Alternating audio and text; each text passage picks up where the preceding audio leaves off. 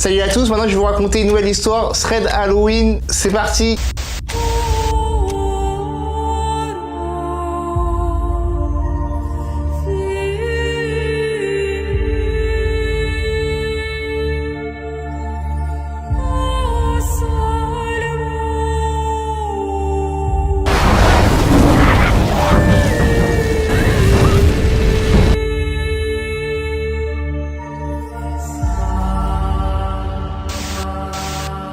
Aujourd'hui, je vais vous raconter l'histoire de Samantha. Alors, les événements ils se sont passés sur environ 6 mois et ça s'est passé dans la ville de Québec au Canada. Donc, à l'époque, elle devait avoir 13 ou 14 ans et elle venait de déménager dans cette ville et elle a commencé sa nouvelle école secondaire. Donc, c'est le Collège France. Donc, c'était une épreuve très compliquée pour elle. Elle séchait les cours régulièrement et il n'y avait pas très loin une petite maison abandonnée. Et elle avait été construite fin des années 1800 et avec un style colonial. Et à l'époque, elle ignorait qu'elle avait servi d'orphelinat, d'école et d'hôpital.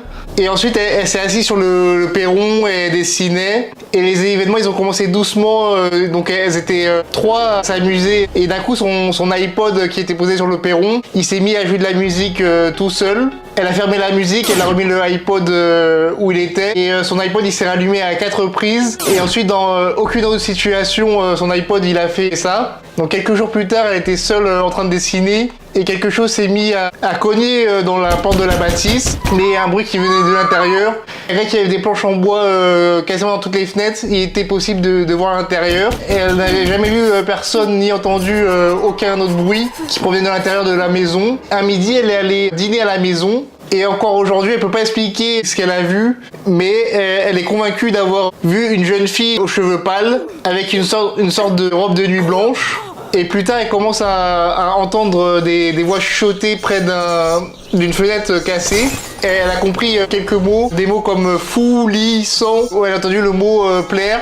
Et un jour, elle était décidée à rentrer. Avec ses deux amies, elles sont allées entrer par une des fenêtres. Elle est allée la première en entrant et la première chose qu'elle a entendue, c'est tu n'as pas d'affaires ici. Elle est arrivée face à un vieux lit d'hôpital. Il y avait des sangles sur le lit. Elle a senti une énorme douleur dans son crâne et son cœur, elle a senti son cœur se ralentir. Mais vraiment comme si son cœur s'arrêtait. Et c'était vraiment une sensation bizarre. Elle est sortie à toute vitesse. Elle n'est plus jamais retournée dans cet endroit pour l'instant. Donc on n'a pas eu trop d'explications sur si cette maison-là était hantée ou non. Donc voilà pour l'histoire du jour. Je te donne rendez-vous demain pour un nouvel épisode.